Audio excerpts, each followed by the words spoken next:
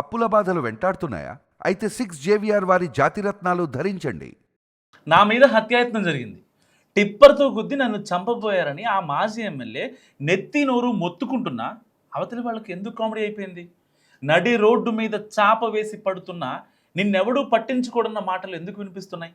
ప్రత్యర్థుల సంగతి సరే, సొంత పార్టీలో సైతం ఆయనకు ఎందుకు సపోర్ట్ లేదు? జిల్లా మొత్తం మీద ఒంటరి అయ్యారంటున్న ఆ నేత ఎవరు?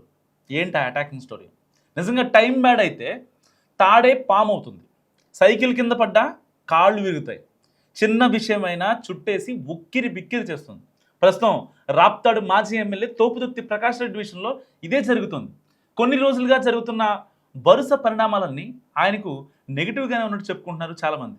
ఇటీవల ఒక యువకుడి ఆత్మహత్య కేసులో మాజీ ఎమ్మెల్యే సోదరుడు తోపుదుర్తి రాజశేఖర రెడ్డిని అరెస్ట్ చేశారు. అండ్ ఆ తర్వాత ఆయనకున్న గన్మెన్ను తీసేశారు. ఆయన ప్రయాణిస్తున్న వాహనాన్ని ఒక టిప్పర్ గుద్దబోయిందన్నది latest matter. So Ramagiri MPP ఎన్నిక విషయంలో ఆయన గ్రాఫ్ పెరిగిందంటూ మొన్నటిదాకా సోషల్ మీడియాలో బాగా ప్రచారం జరిగింది. అయితే ఇప్పుడు అదే రివర్స్లో ఉంది. అధికారంలో ఉన్నప్పుడు ఏం చేశావో గుర్తు చేసుకో అంటూ లిస్ట్ చదివి వినిపిస్తున్నారు టీడీపీ నాయకులు. ప్రొద్దుటూరులో ఒక ఫంక్షన్కు అటెండ్ అయ్యి తిరిగి వస్తుండగా సింగనమల దగ్గర ఒక టిప్పర్ తన కారును ఢీకొట్టబోయిందని చెప్తున్నారు ప్రకాష్ రెడ్డి. సో ఆ టిప్పర్ కళ్యాణ్ దుర్గం ఎమ్మెల్యే సురేంద్రబాబుకు చెందిన ఎస్ఆర్ కన్స్ట్రక్షన్ది కావడంతో రాజకీయంగా పెద్ద వివాదం రాజుకుంది.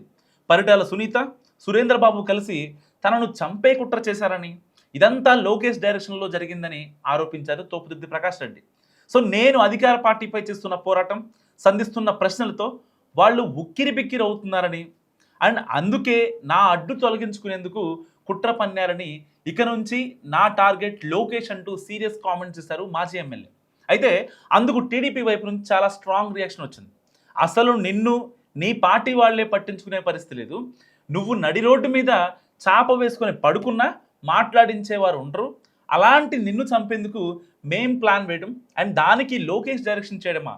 ఇదంతా కామెడీ కాకుంటే ఇంకేంటి? అలా చెప్పడానికైనా బుద్ధి ఉండాలంటూ కౌంటర్ ఇచ్చారు టీడీపీ నాయకులు. అసలు ఇంత జరుగుతుంటే నీ పార్టీ వాళ్ళు ఎవరైనా నీ కోసం వచ్చారా, కనీసం పరామర్శించారా అంటూ నిలదీశారు తెలుగు తమ్ముళ్ళు. సో వాళ్ళు ఎవరూ సపోర్ట్ రాబోరని, ఎందుకంటే నీ వ్యవహార శైలి ఇలా ఉందని కామెంట్ చేశారు టీడీపీ లీడర్స్. దాంతో నిజంగానే అనంతపురం వైసీపీలో ప్రకాష్ రెడ్డి ఒంటరి అయ్యారా అన్న చర్చలు జరుగుతున్నాయి. ఆయన తరచూ ప్రెస్ మీట్స్లో నా ఓటమికి సొంత పార్టీ వారే కారణమని, వ్యతిరేకంగా పనిచేశారని చెప్పడంతో మనస్పర్ధలు తారాస్థాయికి చేరాట.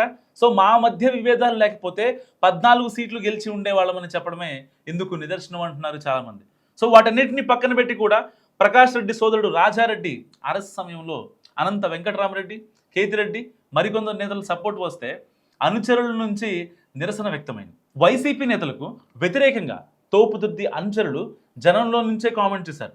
దాంతో ఇప్పుడు ఆయనకు గన్మెన్లు తొలగించినా, నాపై హత్యాయత్నం జరిగిందని చెప్పినా జిల్లాలో ఏ ఒక్క నేత కూడా స్పందించలేదు.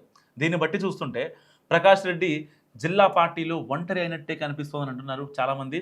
సో నా వెంట జగన్ ఉన్నారని ఆయన చెబుతున్నా, ఇప్పుడు టీడీపీ నేతలు ఆయన విషయంలో చేస్తున్న కామెంట్స్ మాత్రం వైసీపీలో ప్రకాష్ రెడ్డి పరిస్థితికి అద్దం పడుతున్నాయనే కామెంట్స్ వినిపిస్తున్నాయి. మరి మీరేమనుకుంటున్నారు?